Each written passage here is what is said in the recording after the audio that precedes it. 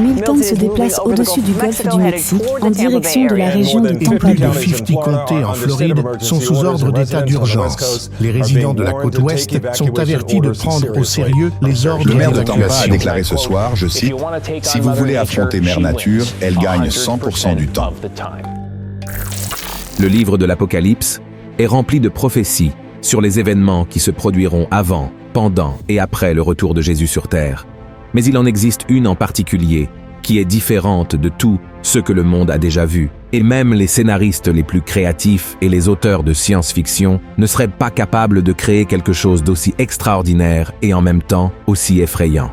La Bible dit que lorsque cette prophétie se réalisera à la fin des temps, de nombreuses personnes se repentiront d'avoir rejeté Dieu et son amour. Elles crieront à la miséricorde et au pardon, mais cela ne sera plus disponible.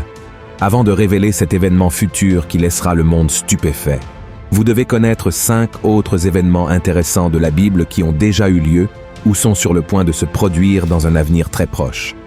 Ensuite, nous verrons ce qui sera l'événement prophétique le plus terrifiant pour tous ceux qui ne sont pas avec Jésus.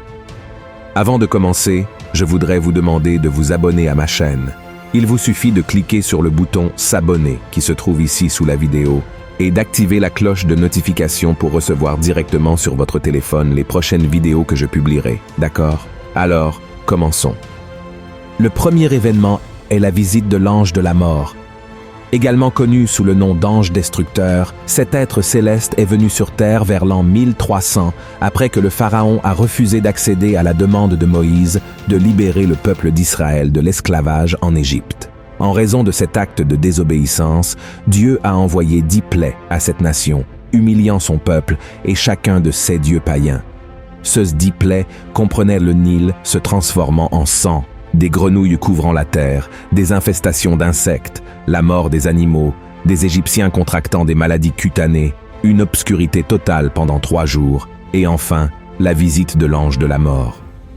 Après 9 refus du pharaon de libérer les Hébreux de l'esclavage, Dieu dit à Moïse d'ordonner au peuple de mettre le sang d'un agneau sur le linteau des portes, car ainsi l'ange de la mort n'entrerait pas dans ces maisons et il saurait exactement où il devrait entrer pour punir les Égyptiens. Ainsi, le peuple d'Israël fit exactement comme Dieu l'avait instruit, et à minuit, l'ange de la mort tua tous les premiers-nés dans la terre d'Égypte, le fils du pharaon et même les premiers-nés des troupeaux furent tués. Quand le peuple d'Égypte se réveilla pendant la nuit et vit ses fils morts, ils se lamentèrent profondément. Le deuxième événement, la vision des profondeurs de la terre. Ce phénomène créé par Dieu s'est également produit dans l'Ancien Testament et a également eu Moïse comme protagoniste. Après que le peuple d'Israël eut été libéré de l'esclavage et marchait dans le désert, un homme nommé Coré mena une rébellion contre Moïse et son frère Aaron alors qu'ils conduisèrent le peuple vers la terre promise. Coré conspira contre Moïse et exigea que tous soient autorisés à servir en tant que grands prêtres, même s'il n'y avait aucune instruction de Dieu à ce sujet. Il trouvait injuste que seuls les 2 frères aient un accès direct au Seigneur, et il ressentit une telle envie qu'il amena un grand nombre d'Hébreux contre eux. Dieu fut tellement irrité par cette attitude égoïste qu'il dit à Moïse qu'il déverserait son jugement sur Coré. Et comme il n'y eut aucun repentir, Dieu dit à Moïse d'ordonner au peuple de s'éloigner de Coré et de ses partisans. Alors, le Seigneur ouvrit la terre devant Coré, sa famille et ses alliés, et tous furent engloutis dans les profondeurs de la terre, avec tout ce qu'ils possédaient. Ainsi, ces personnes descendirent vivantes dans la tombe, et ensuite, Dieu referma cette crevasse, et tous disparurent du milieu du peuple d'Israël. Le troisième événement, l'émergence des 2 témoins. Cet événement biblique particulier est une prophétie du livre de l'Apocalypse qui se déroulera pendant les années de la Grande Tribulation. Ces 2 témoins seront 2 hommes qui n'ont jamais connu la mort, c'est-à-dire qu'ils pourraient être Enoch et Élie, 2 fidèles serviteurs de l'Ancien Testament qui ont été enlevés au ciel de leur vivant. Beaucoup croient également qu'il pourrait s'agir d'Élie et de Moïse, car ils sont apparus avec Jésus lors de la transfiguration. L'essentiel est que ces 2 serviteurs de Dieu recevront un pouvoir surnaturel du Seigneur pour accomplir des choses incroyables. Ils apparaîtront lorsque le monde sera sous la domination démoniaque de l'Antéchrist. Ils seront vêtus de toile de sac, un tissu épais généralement fait de poils de chèvre, et prophétiseront dans le monde pendant 1260 jours, soit 3 ans et demi. Ces hommes seront haïs par l'humanité, car ils prêcheront l'évangile de Jésus-Christ à un monde qui sera totalement aveugle et spirituellement fermé. Certains écouteront, mais beaucoup ne prêteront pas attention à leur message. D'autres seront furieux et les attaqueront, mais la Bible est très claire. Si quelqu'un tente de leur nuire, le feu sortira de leur bouche et consumera leurs ennemis. Cela sera un spectacle extraordinaire à voir, car je n'ai aucun doute que l'Antéchrist gouvernera le monde et ne voudra pas que quiconque adore le seul et vrai Dieu vivant de la Bible. Il fera tout en son pouvoir pour attaquer ces 2 témoins. De plus, ces 2 hommes de Dieu auront le pouvoir de fermer le ciel afin qu'il ne pleuve pas pendant tout le temps où ils prophétiseront, de la même manière qu'Élie l'a fait lorsqu'il a défié le roi Achab et la reine Jézabel. Ils auront également le pouvoir de transformer les rivières et les océans en sang et de frapper la terre de toutes sortes de fléaux chaque fois qu'ils le voudront. Ainsi, ces 2 témoins prêcheront avec autorité dans le monde. La puissance de Dieu sera si forte sur eux qu'ils seront littéralement intouchables, et cela se poursuivra jusqu'à Apocalypse chapitre 11, où la Bible dit qu'après 3 ans et demi, la bête qui monte de l'abîme combattra avec eux, les vaincra et les tuera. Leurs corps resteront étendus dans la rue principale de la grande ville, qui sera appelée Sodome et Égypte, au même endroit où Jésus a été crucifié, et pendant 3 jours et demi, tous les peuples, tribus, langues et nations les regarderont, mais personne ne sera autorisé à les enterrer. Les habitants de la terre célébreront la mort des 2 prophètes qui les ont tant tourmentés et échangeront des cadeaux en signe de célébration. Cependant, 3 jours et demi plus tard, le Seigneur insufflera l'esprit de vie dans les 2 témoins morts et ils se lèveront, causant la terreur à tous ceux qui ont célébré leur mort. Alors une voix forte viendra du ciel et leur dira « Montez ici » et un nuage les emportera. À ce moment-là, il y aura un grand tremblement de terre qui détruira 1/10 des habitants de cette ville. 7000 personnes mourront, et celles qui resteront seront terrifiées et donneront gloire au Dieu vivant. Le 4e événement, l'Armagédon.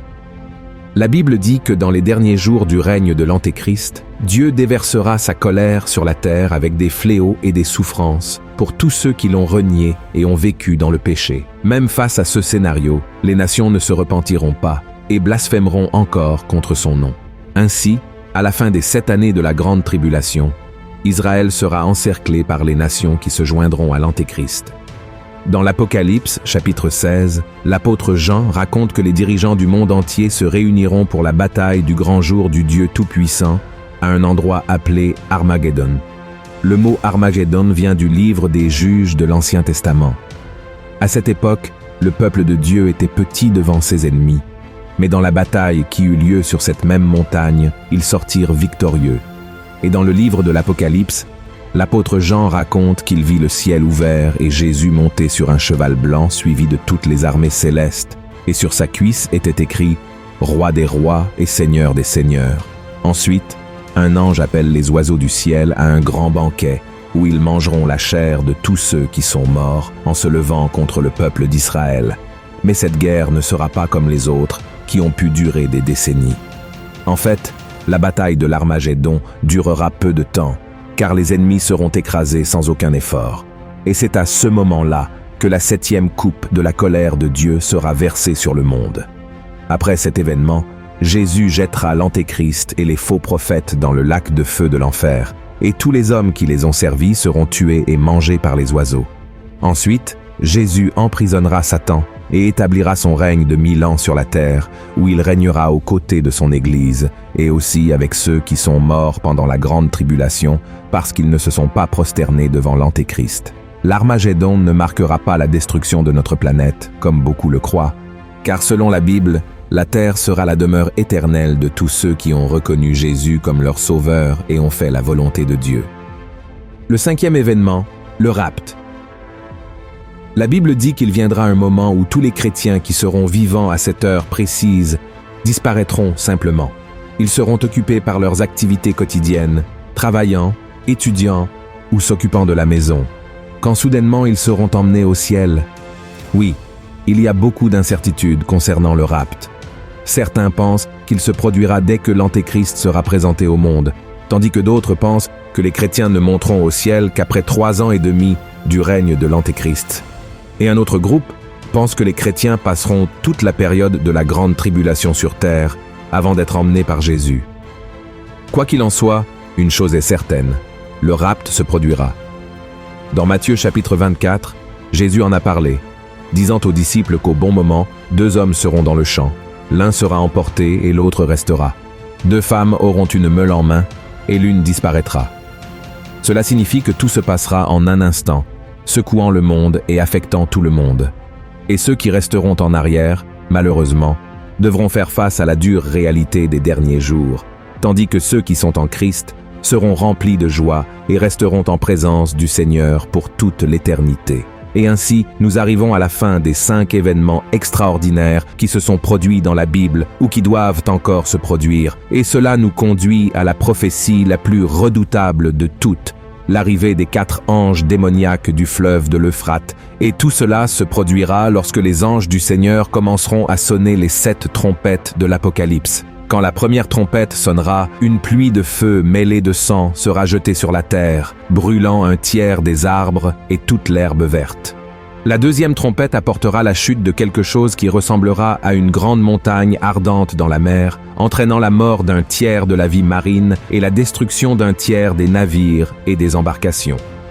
Avec la troisième trompette, une grande étoile appelée Abîme tombera du ciel, empoisonnant un tiers des eaux et causant de nombreuses morts en raison de l'eau empoisonnée. La quatrième trompette diminuera la lumière du soleil, de la lune et des étoiles d'un tiers, symbolisant une période d'obscurité. Le son de la cinquième trompette ouvrira un abîme d'où sortiront des sauterelles qui tourmenteront ceux qui n'ont pas le sceau de Dieu sur leur front. Cet événement est également connu sous le nom de premier malheur, et c'est à la 6e trompette que la prophétie la plus terrifiante de tous les temps commencera à se réaliser. Lorsqu'elle sonnera, 4 anges démoniaques qui ont été chassés du ciel avec Satan et qui sont retenus près du grand fleuve de l'Euphrate seront libérés pour tuer un tiers de l'humanité. Ils dirigeront une armée de millions de cavaliers, provoquant destruction et mort. Et l'apôtre Jean dit qu'il y aura 200 millions de soldats dans cette armée, tous avec des cuirasses rouges, bleu foncé et jaunes. Et leurs chevaux auront des têtes comme celles de lions, et de leurs bouches sortiront du feu, de la fumée et du soufre. Leurs queues seront comme des serpents qui blesseront mortellement les gens. En tout, 1/3 des habitants de la terre qui resteront en vie mourront. Et cet événement marquera la dernière chance de repentance que Dieu donnera aux gens avant qu'ils ne soient condamnés à passer l'éternité en enfer. Mais ils ne se tourneront pas vers le Seigneur et continueront à adorer leur faux Dieu. Frères et sœurs, je sais que ces événements sont presque impossibles à imaginer, car ils vont bien au-delà de notre compréhension humaine. Mais sachez que la Bible ne se trompe jamais et ne ment certainement pas. Tout cela est très effrayant, mais si vous remettez votre vie à Jésus et vivez selon sa parole, le Seigneur vous préservera du jour de l'épreuve et vous emmènera vivre l'éternité à ses côtés dans la Nouvelle Jérusalem, un royaume où il n'y aura ni peur, ni douleur, ni mort, ni larmes. Vous n'avez pas besoin de vous inquiéter du moment où tout cela se produira, mais plutôt de savoir aux côtés de qui vous serez quand cela se produira. C'est pourquoi approfondissez vos connaissances de la Bible, marchez selon la parole du Seigneur et ne vous laissez pas tromper par ce qui se passera dans le futur. Amen. Si vous avez apprécié ce message, partagez-le avec vos amis, votre famille et abonnez-vous à ma chaîne. Je vous attends dans la prochaine vidéo. Que Dieu vous bénisse puissamment.